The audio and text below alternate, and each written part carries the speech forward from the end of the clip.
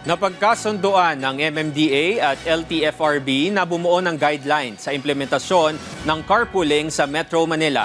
Sa sulat ni MMDA Chairman Don Artes kay LTFRB Chairman Vigor Mendoza II, iminungkahi niya ang pag-adopt sa company-based carpooling or shuttle services. Ang hakbang aniyang ito ay tugon sa pagtitipid ng enerhiya ng bansa, bunsod ng nagtataasang presyo ng langis. Matutulungan din ito ang mga manggagawa na makatipid sa pamasahe, papunta at pauwi ng trabaho. Gayun din ay makakatipid din sa paggamit ng gasolina. Samantala, kasamang papayagan na rin gamitin ang privately owned vehicles na bilang shuttle service. Dahil dito, hindi lang isang pasahero ang nakasakay sa isang sasakyan, kundi pupunuin ito base sa seating capacity.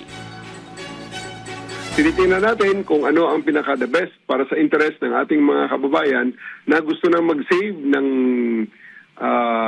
gasolina and at the same time, hindi naman makompromiso ang kanilang comfort at ang kanilang convenience sa pagbebiyahe. Tinitingnan namin minibuses, shuttle buses, mga vans at saka mga high occupancy vehicles ang tinatarget natin na gamitin sa carpooling.